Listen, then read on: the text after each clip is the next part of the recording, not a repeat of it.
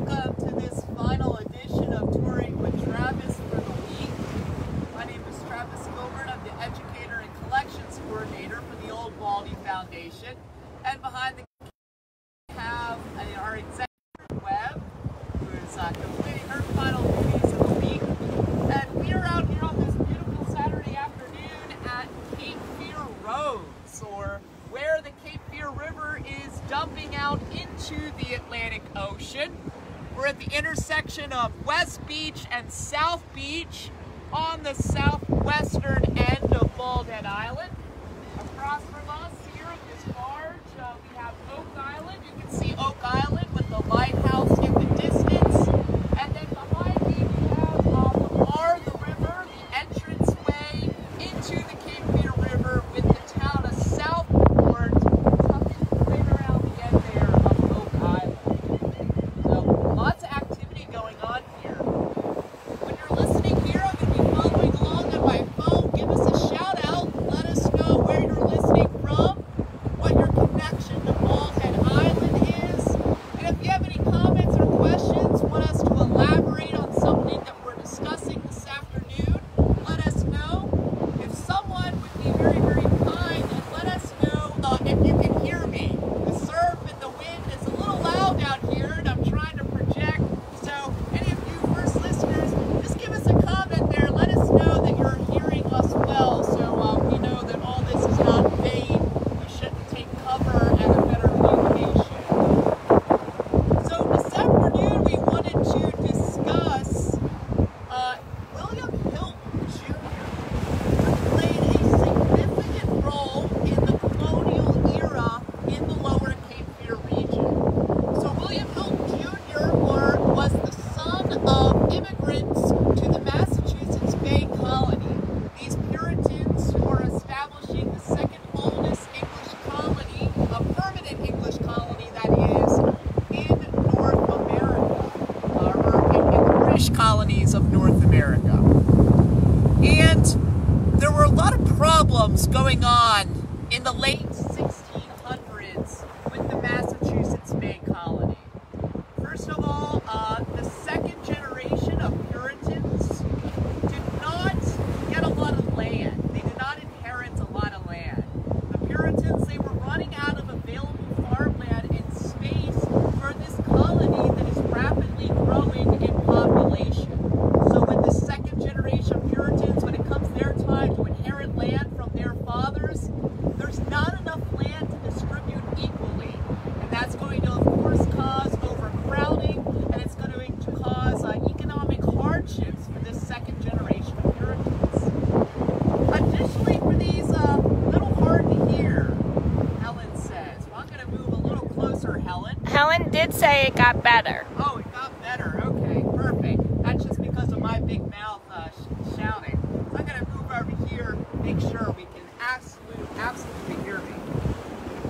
So not only does the second generation of Puritans have difficulty inheriting land from their fathers in order to farm and make a profit from, they also are not necessarily that enthused about the Puritan way of life. It was very much a religious theocracy in the Massachusetts Bay Colony.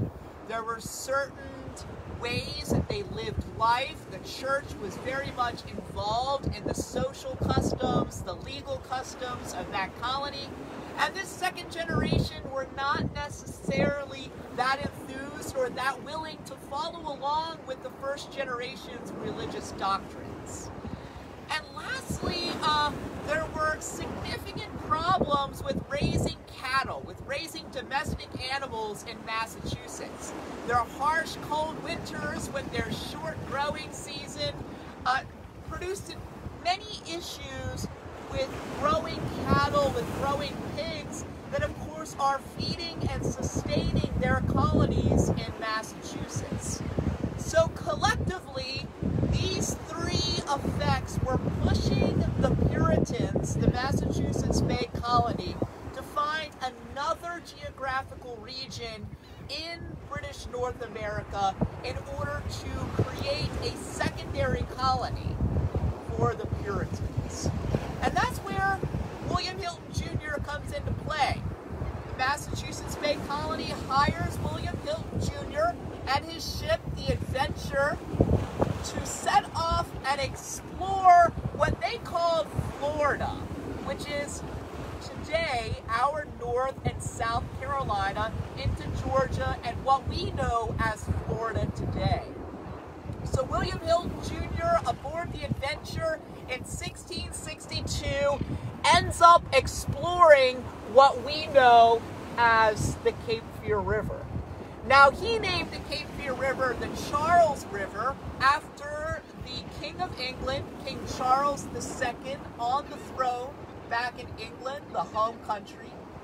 And William Hilton explored nearly 100 miles from here at the bar or the mouth of the Cape Fear River, the whole way beyond Wilmington, up both branches of the river, that is the Northeast Cape Fear River, the main branch of the Cape Fear River. He explored various tributaries that we are familiar with, including the Brunswick River, Town Creek, the Elizabeth River. And when he took all those findings back to Massachusetts, a cartographer, a map maker named Nicholas Shapley produced one of the first detailed and nearly accurate maps of the Lower Cape Fear region. Now, unfortunately, Mr. Shapley's map has been lost to history. But we are familiar with a copy of that map produced in England by none other than John Locke. That is right. The famous philosopher from the Age of Enlightenment created a copy of this map of the Lower Cape Fear region that we have access to today. So William Hilton Jr.'s explorations of this area in 1662 produce this first map of the region we know today. Let's see what's going. Hey Jeff, listening from Raleigh. Jeff, thanks you for turning in. If you're listening, folks out there, give us a shout out in the comments. Let us know where you're listening from, what your connection to Bald Head Island is. If you want us to elaborate or have any questions, let us know. Margaret. Oh, thank you, Margaret. I knew Margaret in Lexington, Kentucky. How's Lexington, Margaret? And she also says Travis is cute. Yeah, I'm blushing, Margaret. Thank you. The Winters, listening from Earlysville, Virginia. 30 plus years renting on BHI. Well, the Winters, they sent us a very kind message a little bit earlier today. We really appreciate that message. I haven't had an opportunity to get back to you all, but I really appreciate your kind words, and I hope Charlottesville is doing well. I love Charlottesville. You live in a very historic area. Sherry, love all the videos, listening from Largo, Florida. Well, Sherry, hello from Florida. We hope you are healthy. Thank you for tuning in. And Helen, thank you for helping with our volume here. And Phil is watching. Hi, Phil. Hey, Phil. Hey, how are you? So, William Hilton goes back to Massachusetts Bay Colony. They end up producing this first detailed map of the Lower Cape Fear region, and the money signs start going off in those Puritans' heads. They want to come back. They are convinced that William Hilton Jr. has found them a great area to settle a colony. And most importantly, an area where they can bring cattle and they can bring hogs and have a natural pasture where those domesticating animals can reproduce and feed their colony in that harsh environment up north in Massachusetts. So that's exactly what happens. Just a few months later, several dozen Puritans, we believe they're all men, they come down here aboard 2 ships. They enter the Cape Fear River behind me, and they land here on Bald Head Island, depositing these cattle and these hogs. Well, the hog and the cattle loved it. The Puritans did not like Bald Head Island. And it only takes them a month to abandon Bald Head Island, to abandon the lower Cape Fear region and retreat back to Massachusetts, never to come back. You gotta wonder, why did they not like Bald Head Island? Well, unfortunately, they did not listen to William Hilton Jr.'s directives. William Hilton Jr., if you recall, he explored 100 miles up the Cape Fear River, where the land was more fertile and the land was higher. He said that this land upriver was ripe for opportunities to farm, to reproduce domesticated animals, and to make a living in the lower Cape Fear.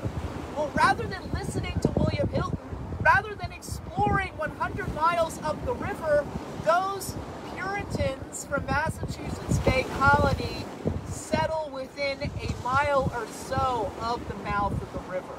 They didn't go far enough to find that fertile land, and they were very disappointed with the quality of the soil here on modern-day Bald Head Island, and perhaps over on the mainland in Southport behind me. But most importantly, when they abandoned the lower Cape Fear region, they left behind the cattle and the hogs to be raised by indigenous peoples, Native Americans, native to the lower Cape Fear region. That's going to come up here in a few minutes, so hold on to that nugget for me. See, Phil, greetings from someone that grew up in Shenandoah Valley. Yes, Phil, the Winters are from the Shenandoah Valley, or from the eastern side of the Blue Ridges. So Phil's a great volunteer of ours. We miss our time with Phil. We're hoping he's healthy and that he's taking care of himself. And yeah, you know, Phil moved out here, I think, what did he say? A little over 10 years ago, 15 years ago, to this area from the Shenandoah. Well, William Hilton is going to come back to the lower Cape Fear region a year later in 1663. But on this second voyage, William Hilton is not going to be commissioned by the Massachusetts Bay Colony, by the Puritans. He's actually going to change sides. He is going to be commissioned by colonists from Barbados, that island down in the Caribbean. And those Barbadians are going to organize a second exploration by William Hilton Jr. in the year 1663. So when William Hilton Jr. leaves Barbados, he doesn't first arrive in the lower Cape Fear region. In fact, he ends up exploring the southeastern coast of modern-day South Carolina, down towards Port Royal Sound. He explores all those barrier islands, those sea islands of southern South Carolina and the northern border of Georgia. He takes soundings, meaning he learns the depth of the various sounds and inland waterways. And most importantly, he notices a headland, he calls it, on the southern side of Port Royal Sound. He says that headland is a bluff. Another word for a head of land is a hill. And he names that hill or headland after himself, William Hilton. Today we know it as Hilton Head Island. Hold on to that for a minute. That's going to become important with all those cattle and all those hogs that were left behind on another headland that we are a little more familiar with if you vacation or are a resident of Bald Head Island. Well, after exploring the Port Royal Sound and being blown away twice by hurricanes, William Hilton Jr. again comes into the Cape Fear River. This time, he doesn't call it the Charles River, named after King Charles II of England. He begins calling it the Cape Fear River, a namesake that's been around for almost 100 years at this point, by English and Spanish and French colonies. He again travels 100 miles up the Cape Fear River, noting the wildlife, noting the flora and fauna, interacting with these indigenous peoples on each side of the lower Cape Fear region. And fortunately for us, we have his writings that were published upon his return. And I just want to read a little section of these writings. It says that on the 1st of December, 1663, we made a purchase of the river and land of Cape Fear from a chief, other Indians, as appeared to us to be the chief of those parts. They brought us fresh fish aboard, as mullets and shads, and they were very good fish. This river is all fresh water fit to drink. We viewed the Cape Land, this island, Bald Island, he's calling it Cape Land, and judged it to be little worth. The woods of it are shrubby and low, and the land sandy and barren. In some places, grass and rushes, and in other places, nothing but clear sand. A place fitter to starve cattle, in our judgment, than to keep them alive. Yet the Indians, as we understood, kept the English cattle down there and suffered them to not go off of said cape. And we suppose because the country Indians shall have no part with them, and we think are fallen all about with them. And they have shown them the greatest care. They brought aboard our ship very good and fat beef several times, which they could afford very reasonable, and also very fat and very large swine, good cheap pennyworths. There is William Hilton Jr. talking about Bald Head Island in 1663, saying that the cattle and the hogs left behind by the Puritans a year earlier when they abandoned the lower Cape Fear were fat and joyous and doing quite well at the hands of these indigenous people on Bald Head Island. Now William Hilton goes on to talk about finding writing left on a post at the point of Cape Fear River. Folks, that's where we are, right here, right now, at the point of Cape Fear River. He says that this writing left on a post was left behind by those New England men that left cattle with the Indians there. The contents whereas tended not to only disparage the land about the said river, but also to give great discouragement to all those that could thereafter come into those parts to settle. William Hilton says that whatever writing, he doesn't tell us what exactly was left on that writing, on that post in this location. Doesn't say exactly what they wrote, but it did not speak well of the Cape Fear region, and it encouraged anyone to come across that post to leave. You do not want to stay here. Take our warning.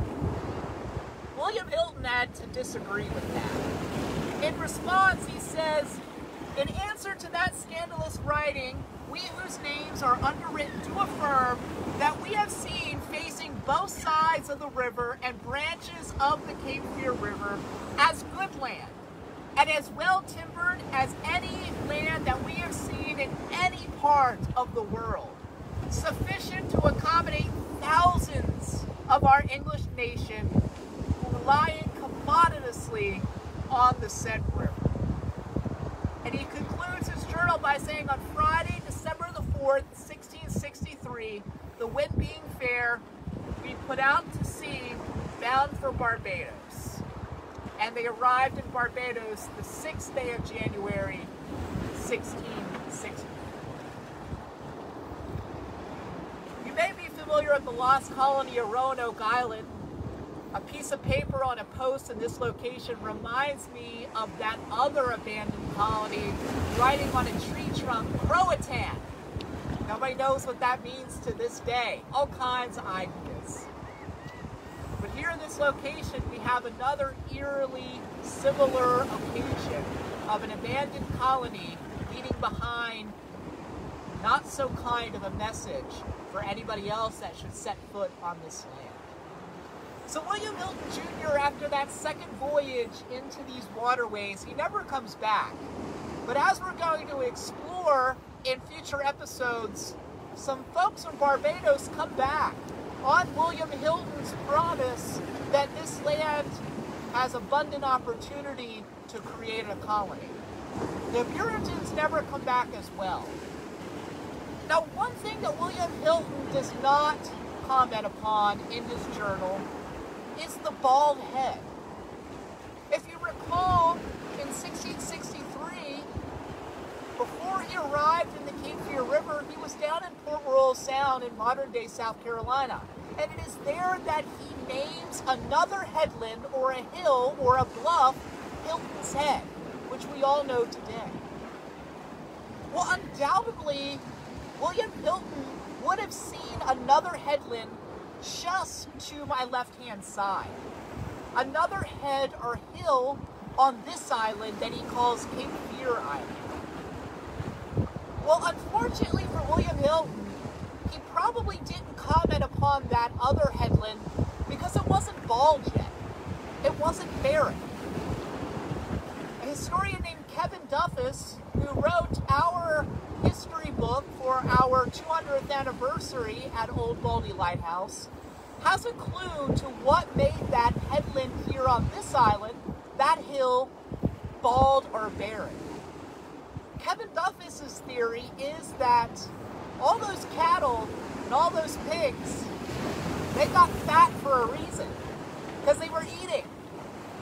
And what happens when cattle and when hogs eat and graze for months, for years at a time? Well, they're going to wear away the vegetation until there is not any vegetation anymore. So that is one clue to a theory of this namesake, bald head. There was a head or hill on this island, and it became bald or barren because the cattle and the hogs left behind by those Puritans in Massachusetts Bay Colony ate away at the scrub and ate away at the brush until there was no longer any vegetation on that hill, thus inaugurating this bald head. And that's a clear distinction. Whether you believe in that theory or not, it didn't look like a man's bald head. We are the butt of many jokes here on Bald Head Island. If I had $1 for any time I heard a joke about a man's bald head when they walk in the door at the lighthouse, I would be a very rich man. But all jokes aside, it is not that the head or the hill looked like a man's bald head to mariners out there at sea. No, it just was a hill that was barren. A synonym for a hill is a head, and a synonym for barren is bald. Bald head or barren hill on this island that is now worn away due to erosion and due to wind until it is no longer, and only the namesake is with us today. So let's check back in with the comments here. If you're listening out there, we had quite a few listeners. Let us know where you're listening from. If you have any comments or questions, want us to elaborate on something, we'd love to hear from you. So we'll come back to this a little bit later and explore about the Puritans that came back here and tried to settle a colony like those, the Barbadians, the folks in Barbados that come back on William Hilton's promise that there is potential to create a colony here on the lower Cape Fear region. Because did you know the original Charlestown is just upriver from Bald Head Island on the Cape Fear? There was a Charlestown here before there was a Charlestown down in South Carolina. All right. Well, I don't see any more comments. Oh, I do. Uh-oh, might have quite a lag here. Cindy Blau, listen to you every day from Kentucky. Margaret Pizzacano says, so it should really be Buzzhead Island. I like that. Patty Henson is here again today from Cape Girardeau, Missouri. Mackie, hi Mackie. She forgot to say hello when she tuned in first thing. John Barry is watching. I know John Barry. He used to be a ferry mate and is now retired. Hi John Barry. Tell us what you're doing over there on Oak Island. Oh, I see Keith was listening this morning. Patty from Missouri. And Jeff Havener says is Garrett your son? He's watching with you too. Nice. Thank you folks for listening. I hope you learned a little bit about the namesake of the bald head and the first settlers of European or English descent, one of the first to come into this river, first named the Charles and later the Cape Fear River. There were Spanishmen and Italians shipping underneath the French flag. There were all kinds of other Europeans that explored this area before William Hilton, before the Puritans, and these men from Barbados. And we'll delve into them in a later episode, just as we're going to delve into those Barbadians that return on William Hilton's promise. But for now, we're going to sign off for the week. We're going to enjoy a little bit of rest and relaxation until we come back on Tuesday with a jam-packed week full of virtual programming. Tuesday through Saturday at 10 a.m. and at 2 p.m. We're going to be bringing tours to you live. Quarantine Collections in the morning, touring with Travis in the afternoon. On Tuesdays at 7 p.m., I'm going to be teaching a 4-part class that is a joint venture of the Southport Historical Society, the Old Baldy Foundation, and the Harper Library in Southport. That's going to be brought to you via Zoom. You want to visit the Southport Historical Society website for information on how to sign up for that free class. And also on Wednesday, April 8th, the Old Baldy Foundation is going to be bringing you a historic happy hour virtually. We're going to be talking about the history and the memory of the boathouse. You can find information on how to sign up for that historic happy hour on our website, oldbaldy.org.